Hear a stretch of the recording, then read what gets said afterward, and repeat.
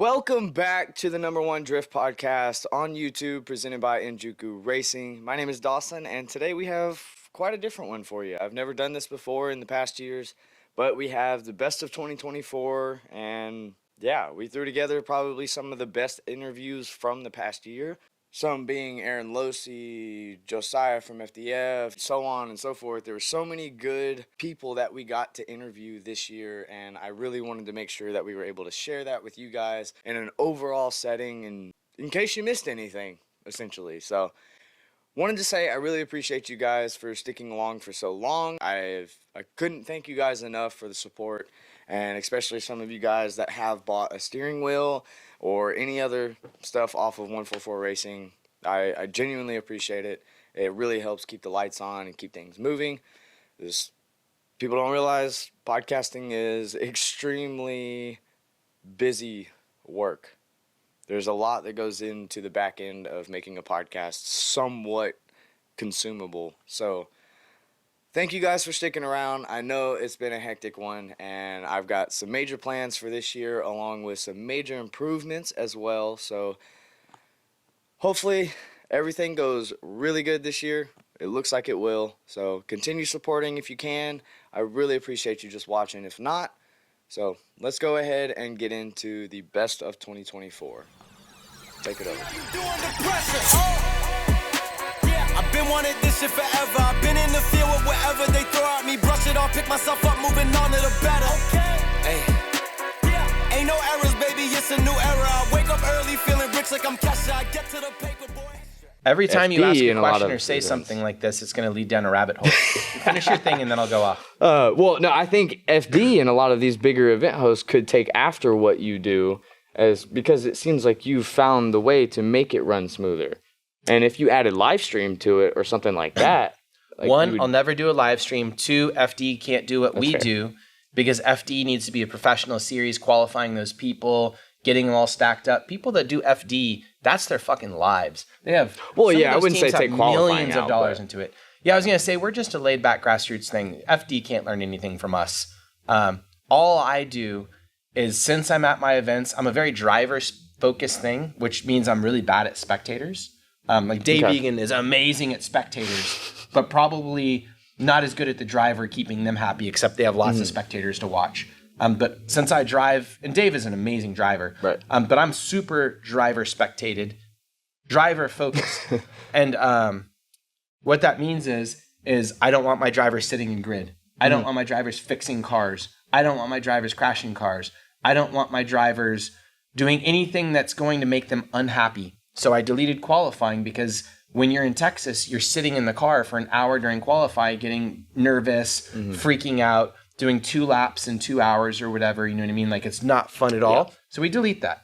I want the competitions to take no more than an hour and a half to 2 hours for a competition for a weekend. So we have 2 competitions in the weekend. Each day gets like an hour and a half to 2 hours. We can run literally 50 cars that fast through the battles. I want the worst drivers to get the most seat time, and for never the first place guy to go against the 50th place guy, because that only hurts the 50th place guy's feelings, and the first place guy is going to wreck his car on accident or look like an idiot trying to follow this guy. So everything we do is to make everybody have more fun and to eliminate all the bad parts of drifting. I created Texas street legal so that you can't tune the car too much. You can't change injectors. You can't put bigger turbos on it. You can't do all these things, not because it makes the cars equal, because you could still go get a C6Z06 and rape a Miata, but so that the people aren't blowing up their cars, so that the cars are reliable, so they just have seat time cars kind of thing. So that new people everyone that got into drifting in 2003 literally had to build a car from scratch. They had to learn to be a mechanic. They had to learn how to tow a car to events. They had to learn how to own a truck, own a trailer, load everything. Maintenance everything. Yeah, maintenance everything, swap an engine, tune a car, do the suspension. Drifting is actually way easier now because you can just go buy a Z, stock injector, stock tune, stock everything, put coilovers on and little tie rod spacers, and go drive with your friends. Yeah, and they're bulletproof. Yeah, so I was going to say, it's just a different world now. I don't know. That was such a convoluted message. But anyways, yeah. So I just try and delete things that I think are unfun from the events. So that everybody is, like we got rid of a line. Mm-hmm. If you've been to a lot of drift events, there's always a line.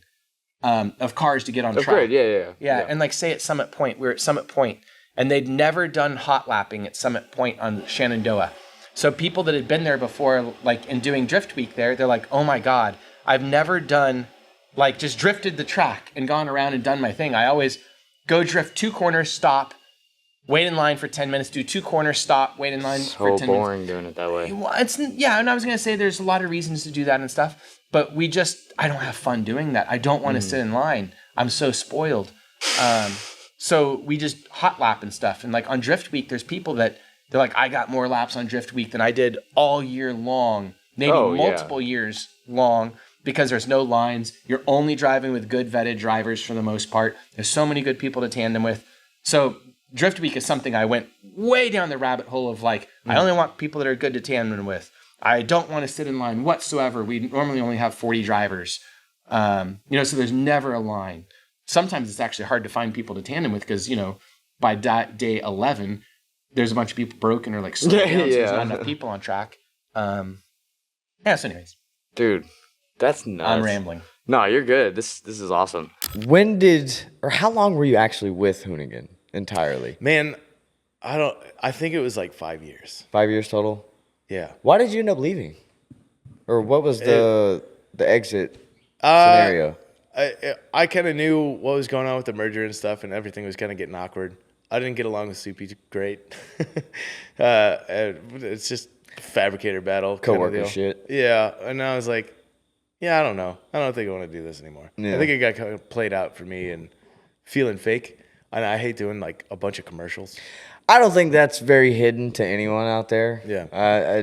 To me, I've said it on the podcast myself. Like Hoonigan just kind of came more mainstream, like kind of donut media stuff, and it got boring. Yeah, well, I think as more of the sponsors and stuff came in, we had to be more professional and be like, use this oil, do this, do that. That's hard for me. That's why I never made it in Formula Drift or anything like that. I have a very hard time being a robot. Yeah. And being like, hey, man, I'll do whatever. Yeah. So it came off as unnatural to me, and I think once we did more of that, it just became numbing, and it was like all these other rules. When I first came in here, it was fucking chaos. Yeah. We were like jumping shit every day and doing donuts and all kinds of stuff. It was awesome. Like to have a job like that, what do you do afterwards? Yeah. Right? That was the whole thought of leaving was hard because I've made it, man. That's what I thought. Like to most people, that is the pinnacle. This is it. This is what I want to do. Yeah.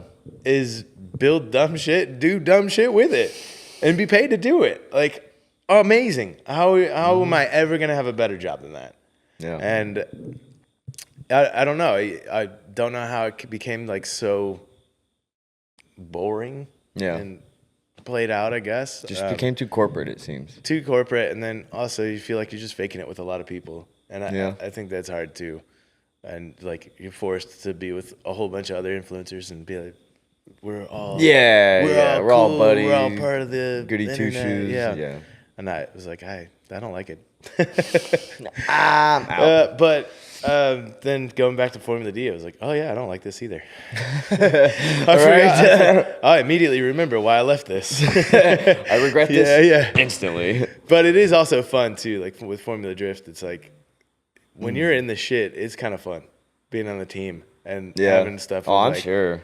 1 second left to go, and then win the event. And it's like, that's what's up. We did that. Oh, that's cool. It's just euphoria of everything paying off and stuff. It's just the late nights of every night for the rest of your life. It's like 14-hour days. That's what people don't understand about working in Formula D. It's like, man, that must be pretty cool. No.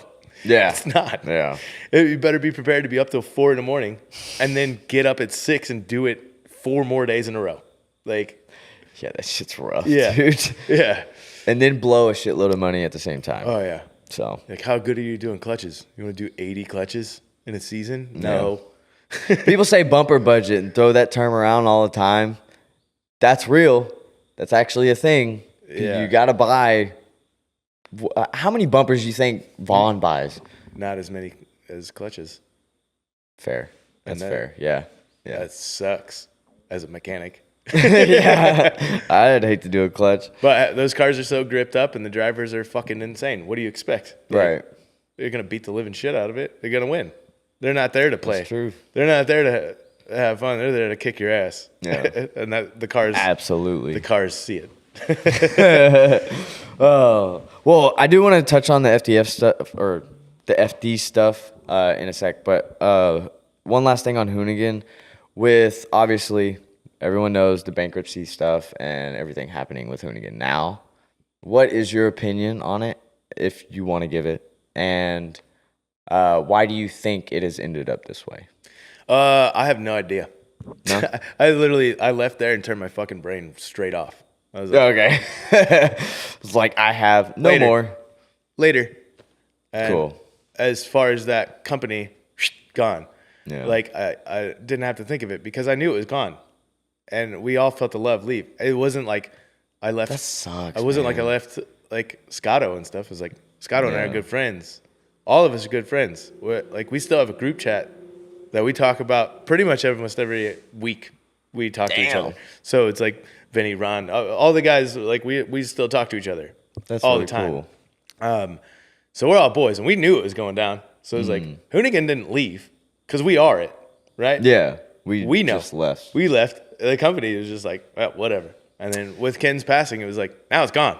Yeah. No, it's that gone, makes gone. sense. Yeah. That's really Now it's all. gone. There's the heart of it. And Yeah. I mean, that messed everybody up. You know, like he's the heart of it. He's the reason we're there. So Yeah. I think there's just a lot of conspiracy theories and shit floating around as to why it's happened and all this stuff. But like, that's why I wanted to ask was that. Yeah. Because the base group of Hoonigan is gone, all of them. Yeah. So there's no more of genuine Hoonigan left. back to what I said when I didn't watch it. I watched Hurt. Yeah. I watched what Hurt was. Hurt leaves. Fucking see ya. Bye. I'm following that guy. Now he's murdering shit. I want to watch He's Hurt. crazy. Yeah, I want to watch Hurt and think about that with multiple people. Like somebody might not like me. Okay, Yeah. don't watch my shit. Go watch Hurt. I watch it for Hurt. I watch it for Vinny. Vinny's content is fucking unreal right now. It's so good. And it's just Zach too. Is like Zach's his own character. He's definitely a character in his own. And it's like, yeah, go follow Zach. Oh, All yeah. these people. I've been watching leave. some of the Ferrari build from Vinny. Yeah, it's sick. I love that car. Yeah, I love Vinny, man. We've become really good friends, especially throughout Hoonigan Yeah. and stuff like that, and hanging out. But those guys, it's cool to see them have their success and do all these things. But it's like all these people leave. You want made a watch for one person. You want to watch people who love John Chase, right? Yeah. Like as an artist and stuff like that. It's like this is the guy who's making all of our stuff and making it noticeable, recognizable. It's like that's interesting to me. I love watching John paint and figure things out like that. It's like these people start leaving. What do you got? Yeah. Oh, Somebody imitating you. That's what you get. Yeah, that's exactly it. Somebody imitating you, and I think that's where that dies. Yeah. And People see it. people see it, right? And it That's happened for sure. to all the other companies, right? Yeah. And you see like the boys at Big Time are crushing it. They're great dudes. Oh, yeah. And for a long time, They're going to be way better off now. I never talked to them because it was like, almost, I don't know. It was like, is this a competition thing? I met Job at SEMA, and we hung out, and it was like, you're a Miata guy? Yeah. I'm a Miata guy. Yeah. You like drifting? Yeah. I was like, we're pretty cool. Fuck yeah. We're friends. You a fabricator? Do you fix everybody's shit? Yeah. Okay. It was like, we're pretty much the same dude. And we hung out for a couple hours. I was like, I love this dude. Yeah. Why have I never talked to this guy before? So I'm glad to see their success as well. It's cool to see that a lot of the guys are coming back around and making their own content and going with ways of it. Because really, it's just like watching another channel of it. Like Hoonigan did so many things that, like, okay, I don't want to watch this, but I'll watch this part of Hoonigan. Yeah. Like I want to watch a daily transmission, or I want to watch Build Biology, or something like that. There's different vibes there. It's the same thing, and now you have more to choose from. So Yeah. The whole empire of content. yeah, It's ridiculous. When you're doing your morning dump, it's who you're gonna Right. There you gonna go. watch before I have to go to work. You know. Question I got to ask. Why do people call you Spoon? Like, what is the... That's probably been the most asked question within like the past 3 months. Because, like, I assume it has maybe something to do with Honda stuff? No, it has No, really? nothing to do with Hondas. Like, it was honestly just A friend's younger sister started calling me Spoon because I was skinny with a big head. And then I was already a Honda kid, so I just I was already a Honda kid, so I just let it rock and it stuck. And it's been Wow. Spoon, it's been Spoon 860 since like the forum days, like Jeez. yeah. Okay, well, let's dive into some of the Honda stuff. So actually, what was the first major Honda build that you actually dabbled into? The one that really kicked it off. So I don't know if many of you know of Jamie Marsh, tuner, Yeah, Jay I've heard Marsh. of him, Yeah, he's been in Adam's videos. Getting him. He was a big Nissan kid, honestly, before me and him got together, and I've kind of kicked him into the Honda world. He saw the potential of the K series, and we built an EK the first time, and he got it to go fast. And then the predecessor to that was Midori Green EG hatch called Omega K. And we built that. I did all the fab work, paint on it, full Midori Green, beautiful car. I miss that car being all green. It's all mainly carbon now. Yeah. But, you know, between him and I think we kicked the back in an all-motor Honda racing. Like, he went out there and just started breaking record after record. Jeez. And just pushing the boundaries. Like, all-motor Honda drag racing is where it is today because of Jamie Marsh and that car. How do you mean? Like, why? Just the progression and the kick how that it fast needed. it was? Yeah, just like the times that we're doing now and like the times. Because back then it was really stagnant. You had mainly 3 or 4 people kind of in it going fast, and they were kind of cheating per se, just using different fuels. And Jamie really just came and just kicked the door down and just like. Here's blew how to it. kick ass the right way. Yeah, and just blew it up and just pushed boundaries and just went faster and faster. Started developing heads, started developing Sick. fuel, and just like being a part of that was pretty sick and pretty cool. How long did that car actually take to like build originally? I know it's gone through stages, I'm sure, but I mean, the first time we actually put it together pretty quick. Luckily, all motor Hondas are simple. You can build it within a week or two. Like the longest part, honestly, is just the prep so work. if you had like the full setup for a K series, whatever Honda, and you just had it laying there, how fast do you think you could put it together if it's relatively bolt on? If it's already painted and everything, like the car's already painted, car's already we'll go with painted already. a day or two to put together a full That's so funny. bare shell rolling Honda to full running car. I can probably do it in a day or two.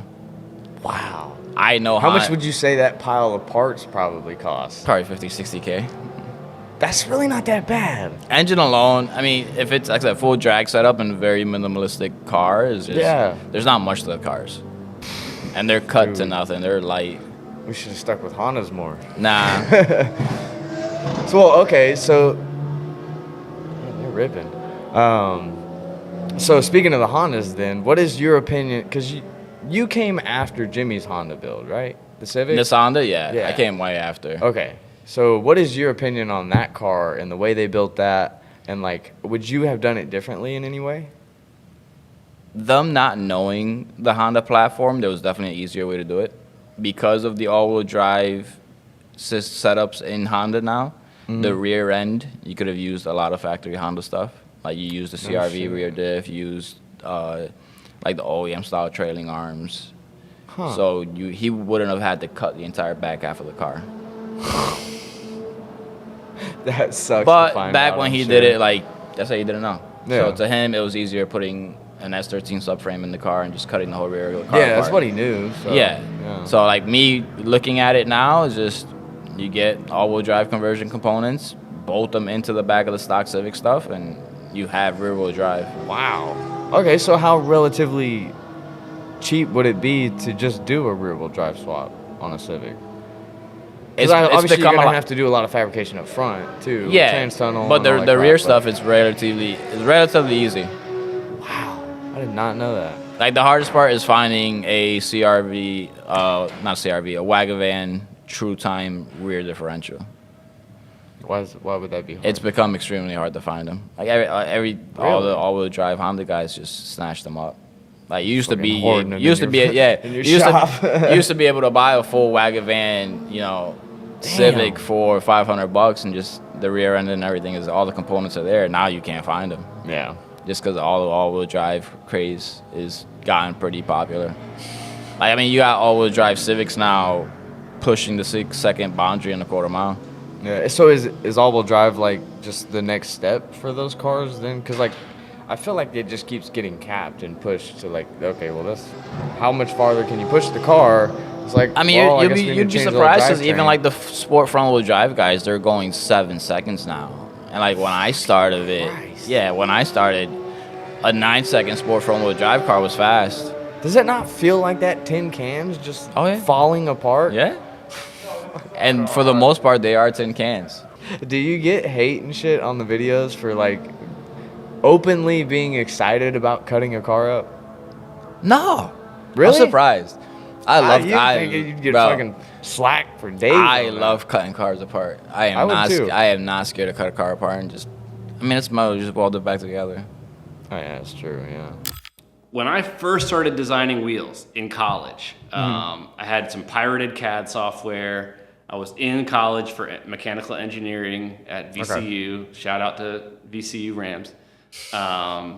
Was very passionate about cars. Was trying to fuse my hobby and my future together. I was like, shoot, I'd watched some videos on like CCWs and like wheels getting cut out, and I was like, shoot, I got the CAD software. Yeah, I could literally make the wheel to spec, give the file to a machine shop, and they would cut it for you. Yeah, and then I bought lips and barrels from CCW at full list price. $225 a piece, inner and outer. Yep. $2,000 before shipping, retail. So I figured I could buy lips and barrels, and I can make centers and put them together myself. Yeah. How hard can it be? You know, I'll start a wheel company this way. You know, so that's what I did. I had some friends, all over Virginia, and I had a little Instagram page going where I kind of post up like screenshots of what I was working on. I was just blatantly copying 3-piece like vintage Japanese wheels just for fun, just to like model them, to see if I could like, weds, crons and stuff like that. I was let me just try and like copy them, see if I can like do this thing.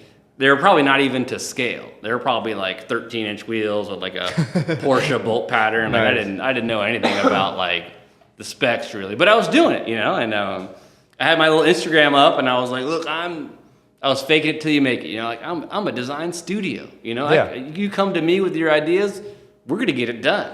I'll never forget. I saw like some company was making 3-piece ruckus wheels for like ruckuses. Stretched ruckuses were really big back in the day, and I was like, we're offering that now. We never even touched. I don't own a ruckus. I never even took one apart. I don't know what the wheel looked like. I was like, but when you're young and like ambitious and like you just know the world. Just throwing stuff at the wall. Yeah. And I already had a little following for my car photography because I was so into cars that I was just shooting in and around shows and stuff. And that was like my kind of creative outlet to like just be involved with the car scene, go to as many events as I could. Yeah.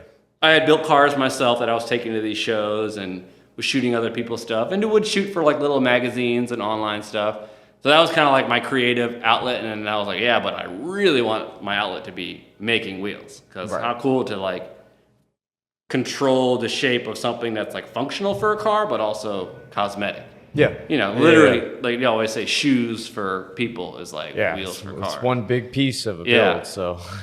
It is, and it's fun. Like you don't want to design something that no one's ever going to see. I mean, shout out to the people that are designing angle kits and like really cool hidden components. Yeah. But I was like, man, I want to do something with some style in it, So anyway, I had a little Instagram. I was posting up stuff that I was working on, Again, fake it till you make it. Weren't you naming them Simpack? Yes. Yeah. So I used my last name because it was unique, and I downloaded the cool free font, and it looked really cool in this font. I had a sticker on the back of my IS300 to promote my business, and I had no customers. I just had an Instagram page. Literally, fake it till you make it. But I treated it like it was real. I was like, any day now, someone's gonna hit me up and need a commission, So I'll be ready. Absolutely. I was not ready. I was not ready, but I'll be ready. You know, I don't have a CNC machine. All I had was pirated CAD software. That's all I had. You know. That's so rough. But I was posting stuff up, and then someone hit me up. No, who was it? Yeah, Steven Noop. Shout out to Steven from Sumo Speed, Ultra Speed, Sumo Speed in Virginia Beach. Okay. Car Club in Virginia Beach, big into drift and show car stuff. Shout out to Nick at Sumo Speed. But he hit me up and he was like, "Hey man, I seen your page and I seen you at a few events taking pictures. Do you think you could? I got an idea for a wheel. Do you think we could make it come to life?" And no shit. What do you do when you're fake? You say yes. Absolutely. Yeah. Oh yeah. Shoot, let me clear my schedule. Problem. Yeah. I got so many gigs right now. Yeah. Let me squeeze you in next week. You know. Yep. Just call my assistant. It's just me with like a clothespin on my hello. So long story short, he wanted an OZ Futura. He loved OZ Futuras. Okay.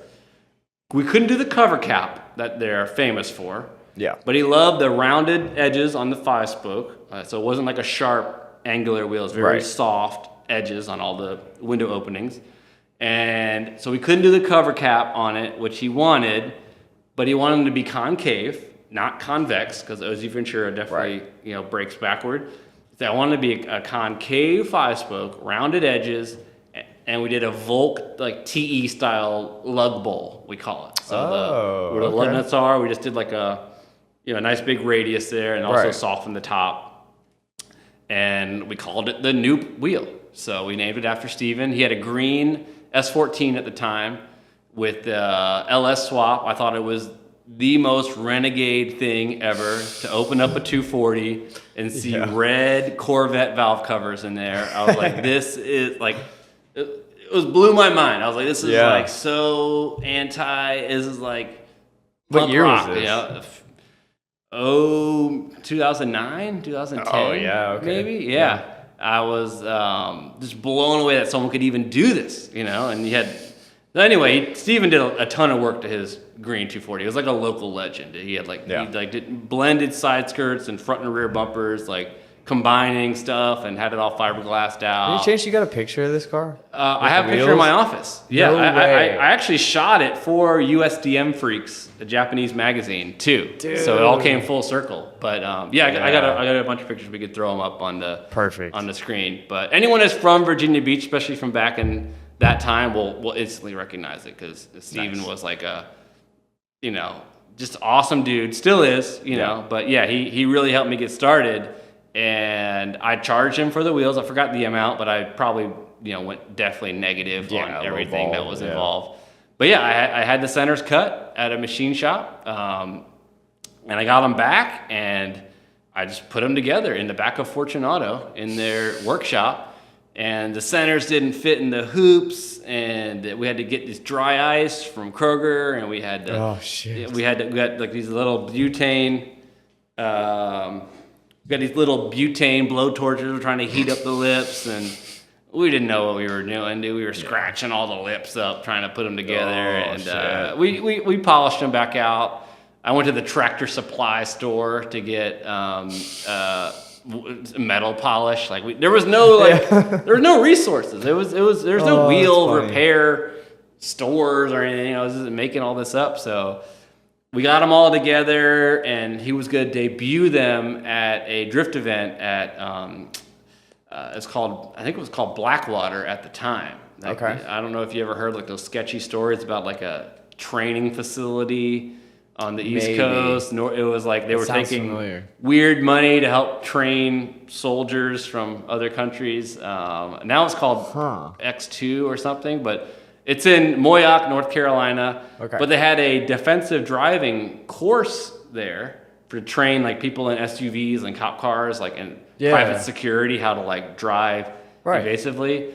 And I believe the story goes that one of the maintenance guys there was a car guy, and you guys can correct me in the comments, but we were able to do track days there, once or maybe once every 2 months on the defensive driving course. Nice. And it was a court. It was like a track. It was, like a road course. Yeah, it was like a road course. Yeah, and they had a smaller one and a bigger one.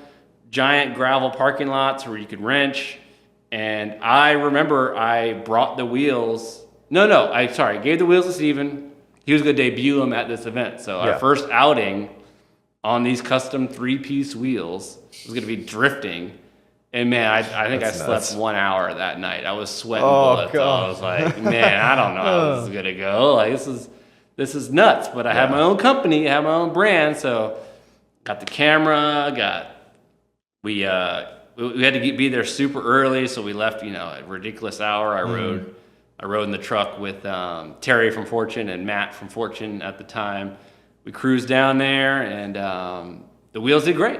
I was like, man, I think I might be. I'm onto something. Yeah, I think I might be onto something. But they were 3-piece. They were ungodly expensive, just like horribly, because you're paying retail for everything, and putting them together myself, it was just a nightmare. But anyway, that wheel design, we did it once. Nothing ever happened after that, sadly, because I took a job up in New York City. Gotcha. So I was trying to do the wheel thing. It wasn't really popping off. Mm-hmm. So I did one more set for Terry at Fortune, the owner. He was like, "Can you make me like a LMs but with better specs?" So we did like an LM type of style, 3-piece. Got them powder coated. Did it all legit. I learned a lot from Steven, so we put that together. We shot it. It was super cool. I had a little website at the time, but so. I was thinking this was going to be my next big thing, but I really never worked in the wheel industry. Yeah. So I didn't really know the full spectrum of things. I thought I knew, because when you're young, you think you know.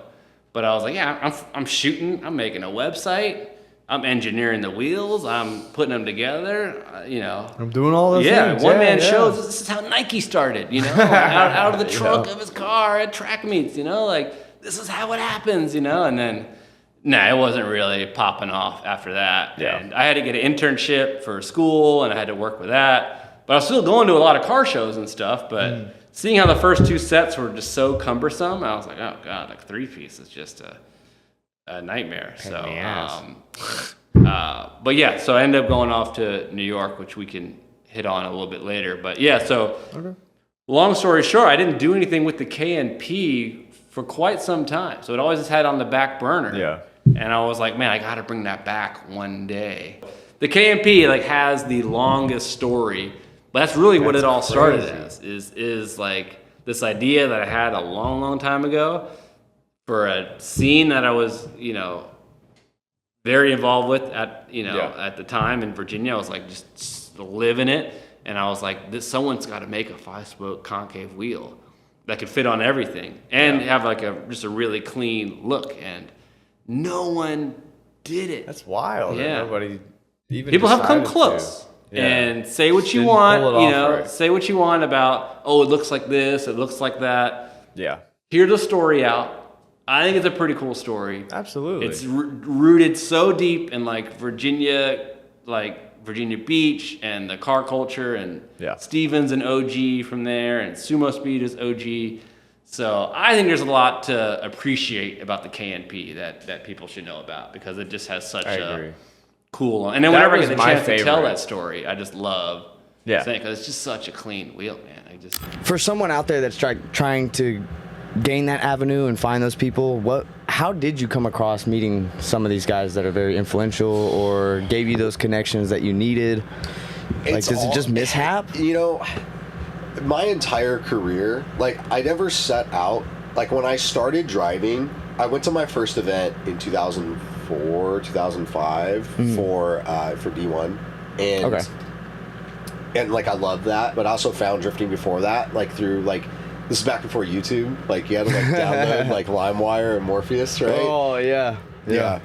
That's how I kind of found out about it, and ever since then I've just been intrigued by drifting, but I always wanted to do it. I don't come from a wealthy family or a racing family. We use motorcycles and stuff, but nothing crazy, But so when you see here and you're here, I never thought that it was achievable, like it was obtainable. I'm exact same boat, dog. You know what I'm saying? None of Like- my family was into cars or anything, except for my uncle, but it was all classic stuff. So yeah, my it dad didn't was relate. like a Camaro guy, Yeah. like Chevelles and Corvettes and all that. And my which- dad did security work, security cameras and stuff like that, and didn't really care for cars that much. So Yeah, yeah, I feel you. but like I loved it so much, you know. And then like I had opportunities. It just seems that like this has been my path. Like this is what I'm like meant to do, because Domino everywhere that effect. I've gone, yeah, it's kind of been like a domino effect where I've been in the right place at the right time to meet so and so inadvertently of itself. Like it's just kind of lined up that way, and I've kind of just rolled with it, and I love it so much that I just keep going. You know, Hell yeah. You always got to find a way to do it. Absolutely. Well, I guess what would your advice be to someone? Like, just go to FD, go talk to people, talk to booths. Yeah, Like, I mean, I know that's a little harder to say than done. I'll kind of rewind a little bit, because I didn't initially set out to like be a pro driver, so to speak. Right. I started doing events like when I first got my car. So when I first got my car at 18, I got like a single cam like hatch S13. Okay, yeah. I found on Auto Trader magazine. Nice. Oh my god, I forgot that was even a thing. Yeah, dude. Yeah, you check this month out. Don't they still print the papers and stuff? I don't know. I swear they do, man. I used to go because I was like, this like before I could even drive, I would go with my dad. You know, we'd go pull to the gas station. Yeah. They had them on the little racks in the gas station, dude. And then like I would pick them up and then just like dude. daydream. I do like the same thing with like Facebook Marketplace now, where you're Right, like yeah. on the marketplace. And you're like, I oh, scroll dang, on that's a there good like I deal. scroll on TikTok and shit, bro. I'm Yeah. just like, what can I not buy today? I don't know. That's what it is too, Yeah. right? It's always like when you don't have the money and you're like, oh dang, that's a sick deal, you know? Don't if I It's like had Joe Dirt $100. when he's also like, dang, that's got a dash mat for a 71 Kula, bro. It's so good. Like it'd be Oh like my that though, you know. It's pretty funny. Absolutely. But yeah, so I found my car. On that, I was 18, and my dad got it for me for my 18th birthday. It's all I wanted. I just wanted a drift car. So he got me the drift car, and he was like, "Don't get in trouble." So 4 days after I got it, I didn't even register it. I got arrested for street drifting. Damn, I dog. was in. I know. Didn't waste no time. You was like, it was- I'm on it. So it was funny. So it kind of goes into like the domino effect, right? So Yeah. I got the car and I was driving around, and I'm from like a smaller town in SoCal called Grand Terrace, which is like Okay. in between San Bernardino and Riverside, and it's on the border of a town called Colton, which is a little bit bigger city, but Grand Terrace is kind of like this small like nestled I city. think I've heard of that one. I'd be very surprised if you've heard of it. It is kind of. I have some. I got some cousins out in California. Oh, really? More northern California, but Okay. I talk to them every once in a while, so Okay. that's probably where I've heard it. Okay. So I was driving the car and I met my friend Eric. We were still friends to this day, but him and his brother, they were at the gas station, and my car was burgundy on like the Anki 92 meshes. It was all slammed. Okay. But his car was gray on the Anki 92 meshes, black. So we kind of like already like, Twinning. you know, and I was Fraternos. like, hey, like they're like, hey, we got a little spot down here, and like I just wanted to learn. I just wanted to like figure it out. I wanted Yeah, to do a it. couple donuts or something. Exactly. And I like immediately just like I just got it, dude. Like I got the bug No and I had to shit. do it. So they showed me, and the place was actually this place. It's off of it's a street called Palmerita, and they used to do drag race. My dad used to street race there in the 70s. No And it shit. used to be That's the spot. cool. So they have like all these industrial like parks there now. So Yeah. we went to this industrial park, which was abandoned. And it was abandoned, bro, up until the last 3 years ago. So this is No like shit. So this is like this occurrence happened like 17 years ago. Wow. So say up until like, you know, the last 15 years up to that point, it had been vacant. So we were going there. They would hit it like once a week. Well, I started going there every night, and I would start practicing, and I would do it. Jeez. And so I went there with one of my friends, and they were with me too. And it was like in the back, of like, you know, like the cul-de-sac, and it was in one of the buildings in the very back. So I had my friend with me, and I was like sideways around the corner, and then the cop came around. And then he pulled me over. My buddy got out of the car, and he ran to the group of people that was like off to the side watching, and he was like, "Oh, you got anything that'll stick me?" And I was like, "Nope, never been arrested before. Like, I'm a good kid." Yeah, you know, still like, clean record and everything. Yeah, like. And so he puts the cuffs behind me, and he looks back, and he's like, "You're lucky I didn't see who got out of the car, or else you'd be right here with him." Everybody leaves, and they take my car in. They sight released me. They impounded the car. So meaning like they took me in there, they took my fingerprint, and they sent me on my they sent me on my way. Yeah. And then they still held the car for 30 days. The impound fee was almost as much as the purchase price of the car. Oh, that hurts. And it wasn't registered in my name. I had to get in contact with the original owner. They had to come out. We're in here. Sorry.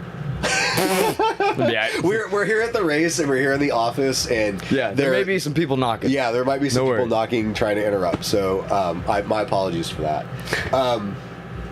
So I just remember that when I came home, my dad was just he gave me one of those where he was like, "I don't even want to look at you right now." He was so disappointed because that like affected me like way more than any other type of reprimand. Is just like the disappointment of your dad to me was like so impactful, and I was like, man, like I can't do that. We'll light a fire in your ass real quick. Well, so in itself, that's when Drift Buffet started hosting the local events. Like a month after. So my same buddy Eric that I'd ran into was like, hey, they have legit events at the Orange Show, which the Orange Show is only like 5-7 minutes away from our house. So cakewalk. Yeah, and you just drive your car. Like back then, bro, back in like 2007, 2008, everybody drove their car to the track. It was very rare. That was so cool, honestly. Well, yeah, bro. Even like Tommy Roberts, Matt Powers, Nate Deck, all the Part Shot Max guys, like Dan Martin. Everybody drove their cars up. Other than Dan, because he had his 15. He always had like his Skyliner, his 15. He would trailer his car. But everybody else, bro, typically would street drive their car up. And they would thrash on it. And everybody usually was had a cowboy back then. Yeah, that's how it was, man. Like, I remember Mike Essa. So I've known Mike Essa for a long time. And I remember he pulled up with his, he had like an Intech trailer, like super nice. And I was like, so what do you do, bro? You sell drugs? Are you in the mafia? What's going on here? What do you do? You know, he's had a really he's mainly been building Porsches for a long time. Oh, and that's really where he's. Wow, I didn't know that. Oh yeah, Mike's the real deal, bro. Huh? Yeah, he does a lot. Damn. He's one of those guys that can build like an entire car top to bottom. I have a lot of respect for Essa, bro. Yeah, Essa gets down. Unpopular opinion. I actually don't like the way Porsches look. Really? Like any of them? Okay. Yeah. I like the 944s, the pop-ups. Okay. Because it's like the only thing that looks different than every other Porsche. You know, that's actually what the FC is based on. Yeah. Yeah. Yeah. Like they came That's out why I and have said a broken one sitting in my driveway. So yeah, man. So with all that being said, then that's like I did my first year of Drift Buffet, just kind of learning, and they had the street class. Like I had the KA, and then I tried to do a KA Turbo, and then it blew up, and I got Sounds super about sad, right. and then I got an SR, and then I did good in that, and then they were partnered up with the World Drift Series, which was a series over in China that was bringing over like people from all over. Gotcha. And they were doing the Stadium Drift Series, kind of what you see in Drift Masters. They were doing it there in China back in 2006, 2007, which they were taking these Olympic stadiums. Yeah, it's pretty crazy. They would take like a tarp, and they would lay the tarp down, and they would use wood frames and then fill them with concrete and lay the asphalt over. So they would set a track up in like 2 or 3 days. You would run on it, and then when they're done, you just lift the tarps up, throw them in the bed of a dump truck, and see you later. Dude, that's sick. Yeah. Wow. Yeah. So they did it in Beijing, Hangzhou, Laoyang. They did it. What are you going to use these Olympic stadiums for again? Exactly. After the ones. Exactly. Yeah. So that was a really cool experience. Damn. So I initially got invited over there to be like a course worker, like a helper. But then another driver that maybe some of you guys would know, Calvin Wan, had called in sick, and he was a Falcon driver back in the day, and they wanted a full roster of cars to be driven, and the event organizer had sent his Skyline, and since I had an R30, I just gotten the 33 at the time, and I'd started driving it when I had the 13, so I had some experience driving right-hand drive, and nobody wanted to drive this car, and I wound up doing really well. Let me drive a boat. Yeah, exactly. RB even back then, you know what I mean? So I wound up doing really well, and they just kept inviting me back. So that's how I met like Larry, and Larry was now in charge past like the original organizer had left, and then Larry Chen was the one that was responsible for bringing people over. Dude, that's so cool. Yeah, and I just kept getting back. So I kept having these opportunities to kind of like meet with the right people, and kind of like, and it wasn't to be with the right people to be with the right people. It's just like, these are the people that I vibed with. These were my friends that I was meeting, and like I was capable to drive these cars at this level. Like it just, the opportunity kept arising. So I guess to answer your question would be to kind of like follow what you feel your calling is. Like if you're really passionate about doing something, then like try to be the best you can be at doing that, and just do it because you love to do it, not because you want to be the cool guy. Don't do it because, you know what I mean? Like the clout chasing thing, I don't think is right. I think you should really have a lot of passion behind to find your purpose in life. And I've been kind of reflecting on that more recently, because everything that we are doing right now is on another level, but it's just the opportunity to be able to do that in just kind of like, it's all a part of that process and the journey of what that led from getting arrested in a parking lot when you're 18 years old to like being here now. It's pretty surreal, and I never thought that. And the only reason why I really went into pros, because I had another friend approach me. We started a shop together, and he was like, "Hey, we should do Formula D to promote our business." And I was like, I'm interested in that. And that totally makes sense, because we could be at the forefront. Like, look at Odie. You know, Odie's got feel on the side of the car. He uses his cars to go out there to promote his business. So I totally was aligned with that, and we went through and we got our license. Unfortunately, halfway through the season, we had a dissolvement, and I mean, we're still friends to this day. Just not in business together, but I was still so heavily invested that I'm like, I'm already here. I might as well keep going. As well. You know, so absolutely, Again, I don't quit. I just once I make keep on pushing. Once I make a commitment, that's a good thing to have, though, man. I like you were saying. I tell people all the time, don't put yourself in like a crazy financial situation. But like, if you love something, just do it. You'll figure out how to make it work as you go. But from the jump, you're not gonna be able to figure it out anyway. So you can't hit the ground running. Well, yeah, you can't chop the tree down in one swing, dude. Absolutely not. Nah, you got to sit there and you got to work on it. You got to work on it from this way. You got to work on it from that way in order for it to fall down the way that it needs to fall down. And you got to wait for it to grow first. Exactly. Damn. Yeah, that's good advice, dog. Good shit. Just do you, bro. Just do you, be you. And if it's meant to be, bro, it's meant to be. Like, that's it, you know? So how have you, like, because like you just mentioned a minute ago, you're very busy all the time, especially making new products, and you can see that from an outsider's perspective.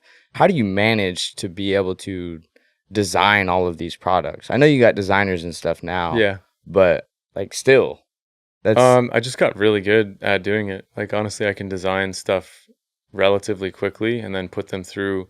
So the reason it happens so fast is because we have CNC water jet. We have 3 Haas CNC machines. We have the 3D scanner. We have the welders. We have everything that you can think of to build something like tomorrow. We have it. So, I mean, y'all did an LZ kit in like less than 10 hours or something. It's all based on the reinvestment into the company and not drawing a salary. Like, I'm just basically, I support myself with the minimal amount required to continue to reinvest in the company. And once I have enough assets built within the company, I'll probably borrow against it. We'll move into a bigger building, or we'll come to the US, or we'll have 2 locations or something. But that's like, you got to think long term, and you can't go for quick gratification. Like, you just can't. So what was the original question?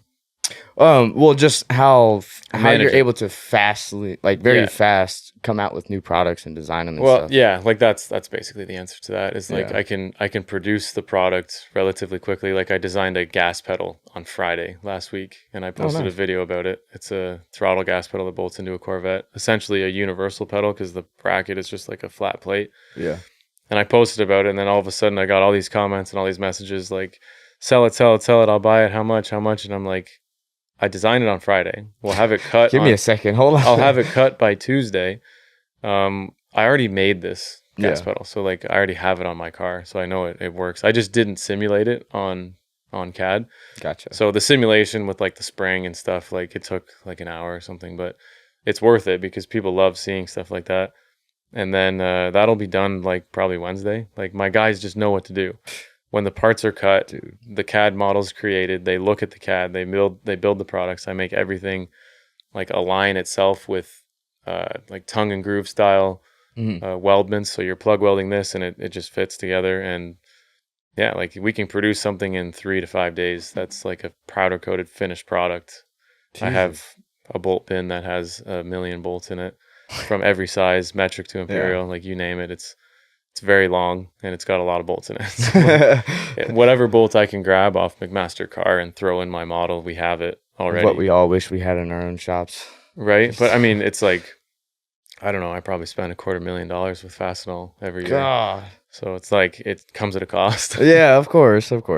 Well, how have you managed, or not managed, but chosen which cars need to come next? Because like right now you're focused on the Corvette mainly and you're pumping a lot out with that, but going through the S chassis, the Z, and then even to like S2000 kits and like so unfortunately it was designing products for whatever I wanted to, and that's kind of, this is just personal. I mean, that's how it started. So that obviously has been contentious in the shop because they're like, okay, you need to do this chassis and products like this because our margins are better here and the products are easier to design here. But it's like, oh, but I don't want to do that. That doesn't sound very fun. So like, I'm just used to, my brother owned a mechanic's shop and I could see him, like I saw him doing steering racks and Dodge minivans and brake jobs on like old vehicles. Like, and he just, you get the odd fun job, but most of the time you're doing stuff that you don't want to do. And I was big on like, I want to do what I want to do.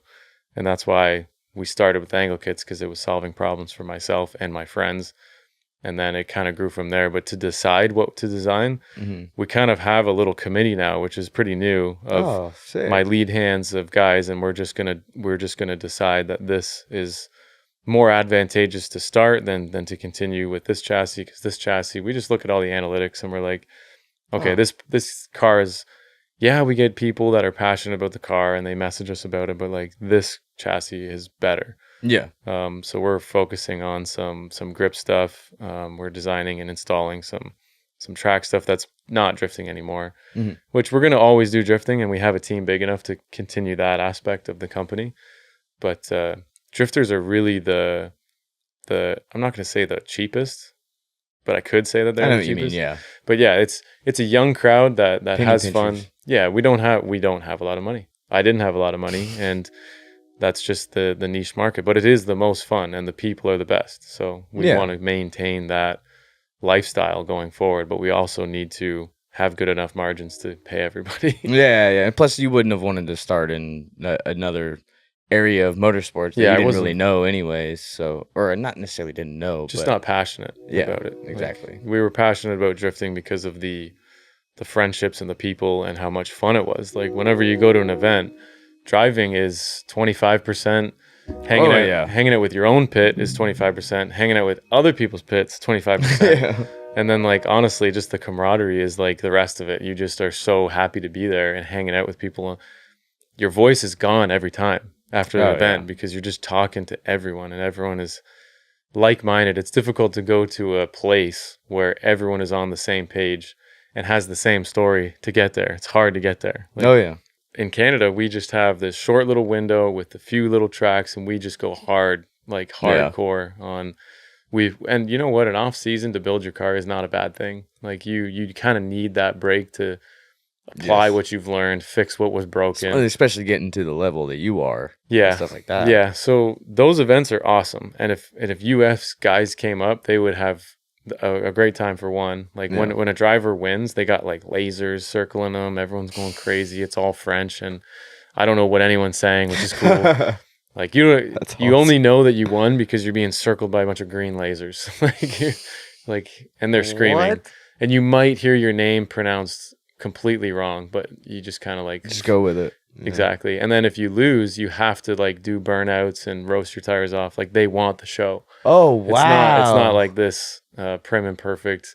You got to drive off and keep it cool. It's like, no, they want you to just party. So they're pulling like aspects of Drift Masters and stuff like that. Oh yeah, DMCCs and the way that like they're so good at judging in DMCC, you'll never disagree with the call there. Like that's how good it is. That's good. And it's also a spec tire, so you have to run a 265 Sestino, and everyone has to run that. Okay. And the Sestino Gredge is a good tire. Like you can go fast with that tire. I had the fastest entry at the last track, 172 kilometers an hour, which is like 105 miles an hour, something like that. Nuts. But it was crazy, and people were hitting the wall at that speed. Jay the Drifter crashed there the first time in his new car. He said the car was insane. It was amazing. It has all of our products on it, and it was like basically he pushed the limit because he's a great driver, and you always need to find the limit of your chassis, but it doesn't help if there's a wall. Usually you would just go off the track. Choose a better track to find the limit maybe, but but the entry, they should have made the run up much shorter, but they love the speed and the crowd loves the speed. So you were basically handbraking for like a couple 100 feet. God. Just because you're going way too fast, but the crowd loved it. Like it was a full-blown quarter-mile drag to the initiation point. point. God, dude, that's like, insane. When you got cars like mine, like you're going fast. Like it's if some of the cars, like they have two classes, 235 and a 265. The 235 guys were doing like 142, 144 kilometers an hour. So it's still fast, but at least you're within range of like it's not gonna kill you. But yeah, it's still we're coming in. Scare the shit Everyone, out of like you. me and Tommy Lemaire, we qualified first and second, and then we podiumed that event. So like he's another driver who's like, if you're gonna give me the track, I'm gonna use all of it. Yeah. So we're flooring it. He's flooring it. I'm flooring it. We're wondering who's gonna let up first, and we're like, okay, we're both going way too fast. And then we realized, like, I think he understeered and went off behind me in one clip. That's like, I'll send you that one too. It's just wild. Like, and I had to do like a reverse entry to scrub speed, and we both like messed up the run. But then we came off, and he's like, I almost died. I'm like, I almost died too. We all did. I don't know. Yeah. Congrats. High five. Yeah. So tell me how you actually, what are some of the techniques that you use to keep up with some of the cars that are like double the amount of horsepower? I think all of them were an LC event. Yeah, every single one of them. Yeah, double mine. Double and then some for the most part. Just drive. Yeah. Just drive. No, but there's definitely things where you know, like when you leave a start line, like did you see Rudnick's battle with Adam? Yeah. So I coached the shit out of Rudnick for that run up. Rudnick only had third gear. He didn't shift and he came in on LZ's door. No shit. That was just some technique stuff I worked through with him to get him like. So what did you tell him before the run then? Because Adam's car's fast. You know what I mean? He's got no excuse not to fire back past him. I said, just leave the line and just go. I'm like, he'll drive back past you. Even if you're three car lengths in front, like he's going to drive past. It's a fun event. You know what I mean? He's not going to stop drifting and be like, oh man, he's too far ahead. I couldn't get back past. No, we're broing out. You know what I mean? I'm like, just leave the line and don't look back and go. You'll hear him come back past you and just flick it onto him. And he did. But I use that same, style of things, with my drifting. In Ireland, I was even at more of a deficit. I had like a probably 280 horsepower R32, and I was going against D-Mac in that car that Jimmy just drove, that car's retarded. Like in a straight line, that car would have to be a low 9-second car. No way. Yeah, absolutely. I didn't realize it was that quick. Oh, yeah. Well, it weighs nothing. Oh, yeah. There's nothing in it, and the thing just and goes. So I think I started about 8 or 10 car lengths back. Oh. It's similar to what Chelsea tried to do last night in FD. Yeah. No, I did that. I was way back, and the guy's like waving me. I'm like, nope. I'm send good. It. Let's go. Send it. And I was easily, genuinely, like I was at the back of the burnout box. And I was like, let's go. And I came through the start line like probably top a second, and literally by the time I clicked third, he was like, he was there. Right there, you know what I mean? And we flicked in together, and it was sick. You know what I mean? I was able to drive a 280 horsepower car against the absolute monster and still keep up. So there's definitely techniques and just things that I've been around for a long time. So there's definitely little things you can do. A lot of it, I'm sure, is just second nature for you and stuff. Yeah, a lot of half clutching and there's definitely spots where you can sacrifice to make overall things better. You know what I mean? Things that are less I've noticeable. noticed that's something you're good at. Yeah. So what are some of the areas that are more obtainable to sacrifice in those instances? There's just areas where the lead car's hanging for a bit. If the lead car's hanging out for a bit, if you just hang back a bit there and then slightly shallower and then shoot through, you're going to end up like in their shit. So yeah, just jumping right in. I think that's definitely, a good technique that I use a lot. Like if I know that they sort of angle up near the end of that section, it's a great, and you can pull up 3 car lengths there. You know what I mean? So there's all kinds of little techniques and stuff. I use a lot of like half clutching and stuff to get the car to hook up a bit better and things like that as well. Yeah, ton of stuff. And I you've guess. never been a big sim guy or anything, right? Not at all. No, it makes me sick. Dude, right. But I was man. out street drifting every night. Yeah. That's again, I was out street drifting every night, and then, once I have my kids, as soon as I had my kids, I stopped. Yeah. Stopped As for the far most as part. the internet goes. Yeah, stopped for the most part. And now, but we had the track. Yeah. So, once I'd taken over the track, which we ran for like 6.5 years. So the last 6.5 years even, I was drifting twice a week, minimum. Yeah. And driving with awesome. everybody. Like it's funny the whole random tandem thing over here, because at our events, we actually had, beginner events where there was a start line and you get let go from the start line. And that's where, you'd say 2, 3, 1, etc. Yeah. Our advanced sessions was you accept that you're driving. Like, there's no flagger, just go. There's no flagger. There's no like, he tanded with me and rah rah. It's like, if someone pulls up on your door and you don't like it, just pull out the way. Otherwise, like, you're tandeming. That's the way the advanced sessions were. Dude, people elevated so fast. You would get so much more seat time. We had no start line. There wasn't even we didn't even have a cool down straight. So you'd go out and just smash laps. Yeah. And then, and the problem was you'd be in a great tandem, lap after lap, and you're watching your temp gauges just like keep climbing. Things are starting to flash at you, beep at you, and you're like, this is so good. Like, I'm having a great time though. Yeah, exactly right. So that was seat time with everything. Seat time with the BMX. It was like, you ride every day. That's how you get good. You ride all the freaking time. With drifting, the more time you're in the car, the better you're going to get. It's just the way it is. Yeah. And obviously, as long as you're not just trying the same thing over and over again, that doesn't work. Yeah. Which you do see a lot. Some people will do the same thing for years and expect a different result. Where, you try everything. Try all the weird shit. Try it. Sometimes, you throw it at the wall and it sticks. Yeah. And run with it. So. Well, since you owned a track, I'm sure you dealt with a lot of newbie drivers. Yeah, absolutely. At the track. That was a passion of ours, to be honest. That was okay, cool, our beginner sessions were huge. We offered free tuition for new drivers, so they'd still pay an entry, which was like $80, so like $50 US. Yeah. But we'd have like advanced drivers come out and free tutor and help everybody and. Just do a lot of work with people to try and make it as accessible as possible. How many events of those did you run per year? Back then? We ran 4 a month. Oh, 4 a month. Yeah. Wow. Yeah. So we had a lot, like the scene got so, like it's, without that track, it really has killed the scene a lot, but we've got another track that's sort of starting to open, but it's a big track that's sort of not really good for beginners. But there's another place as well that might be opening soon. So, there's still definitely stuff going on there for beginner drivers. So it was just that Archie was definitely, the amount of seat time you'd get having, proper teachers there that know to get you into good habits immediately was huge. Yeah. I do want to get into the track a little bit more, but before that, what were some of the main things that you saw from beginners that just consistent mistakes that they would make? Timing. Really just timing. Yeah? Yeah, because you get like people that transitions and stuff? No, like even just initiating, so when I teach someone, I don't teach them with handbrake at all. Like if you see my wife drive, like my wife's a pretty like aggressive, good driver. Yeah. She still doesn't know how to use handbrake. Never taught her.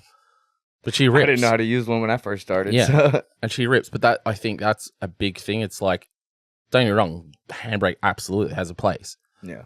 But I think learning without it teaches you so much more because you're not using that Band-Aid to fix a link or whatever. You start to think a lot more about lines and technique to make a link happen rather than like, oh, I can just give it heaps here and then drag it in and I'll make it. You know, the idea of like staying on throttle for way longer and then using foot brake, you know, things like that, I think makes you 10 times better driver, heaps faster, more aggressive. And you know, you got to see those fronts locking up, not from a left foot brake, but from a, you know, you're going so deep in there that, you know, you're locking fronts to try and pull it up into a corner, stuff like that. Like that's some of the coolest shit, I reckon. Hell yeah. I've had so many people run into me this trip, like just trying too hard and crashing into me. Yeah. It's been very annoying because I spent a bunch of money. This image, man. You're one of the hardest drivers out there, so they want to put on a show. Yeah, they try. Yeah, they try. They could get to the level, then try. That would be better. People wrecking my shit, like for real. I just before the last LZ, the first LZ event of the year, I had that car painted, stickered, everything. Like literally, Nate and his boys helped me sticker it at the event. I picked it up. I was actually meant to get it before the event. I qualified in Chris's dad's car, and I qualified first or second in his dad's car. And then the next morning at 8 a.m., I picked up my car from the paint booth. Like literally, they drove it out of the paint booth. I jumped in it, drove it the 45 minutes to E-Town, jacked it straight up in the air, threw my Just Engineering lock kit in the front. And while I was doing that, they wrapped like one side of the car. And once we finished putting the lock kit in, I went out and got some practice. Then when I came back in and between practice and the comp, we wrapped the other side. So big shout out to Nate and the boys. They wrapped the car quicker than they ever thought was possible. But then, so this year, LS Fest, I had a dude just like absolutely plow into the front of the car in drift. Yeah. Like I was in drift. He wasn't, just drove into the front of it after he'd already straightened 3 or 4 times. Yeah. I saw it. I was there. Nate hit me in practice LZ event in that same spot. But that was actually a drifting thing. You know, we were coming in door to door and it was one you're not mad about. It was like good. Yeah. You know, it wasn't a dude trying too hard and he binned it into you. And then literally yesterday, I had not yesterday, day before, dude he was 4 feet too far up when I went to transition. I hit him with my wheel, ripped the whole front off of his car, like everything off. Ooh. But destroyed my Z06 rear panel, which is the only part that's expensive on the damn car. Oh, dude. So, no. Impeccable how that works. Just like, please leave my car alone. Yeah. Door me, put tires on me. Yes, I'm down. All the tire marks you want. Just don't break shit. Yeah. Yeah, this is for everybody watching. Dooring is not putting dents in a car, all right? If you're putting dents in a car, you're crashing into your friends. Dooring is tire. Like, you're taking off paint. Even better, you know, they can get something afterwards and wipe the rubber off, and the paint's still there. That's dooring. Yeah.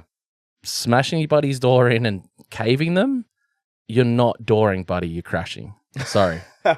I 100% agree, and I've had multiple people say that on this podcast. Yeah, because there's a lot of that. I think the problem is once you're known, people do want to prove their worth, I guess, and use that as a point. Especially at a big event like that where cameras are watching, so many people are watching. Yeah, and like they're trying to show you how good they are at it, and a lot of the time it doesn't work out. Yeah. So I'm all for definitely for people giving it a red hot go, but let's get in some Crown Vics and do it. Yeah. Yeah, that's why whenever Swan said at well, you weren't there, but Ford Fest, when Chelsea and Vaughn came out, he was like, they're probably gonna want to tandem with some of you guys. Don't freak out. Don't try and be a hard ass and get all up on their door. If you don't want to do it, just say no. Yeah. And I was like, dude, finally. Like, why can't every event host or flagger or whatever say stuff like that to the drivers? Yeah. Because they get too cocky. Yeah. I would say. No, they do. I think it's just a case of, you know, people get hot-headed in the moment. It's just a matter of probably don't try not to make an ass out of yourself. Like, I feel bad for the kid, but the kid that did run into me at LS Fest, like, he zeroed out, like, I think 3 or 4 times. He'd straightened and zeroed. And then on the last corner, still just drove into the front of my car. It's like, that was for nothing. Yeah. You know, and that accident just shut down in- after the second one. If I was to fix my car for the event, that was probably a $500 to $1,000 accident for me. Yeah. You know, and it's like, why? When you were doing everything right. Yeah, I was just cruising. Yeah. You know, I was on angle, and I literally watched him come at me, and I'm like, well, I'm not going to come out adrift. So I just literally just went, copped it, and I was just Squint, like, brace. ugh. So, yeah, it's one of those things, I guess. That's drifting.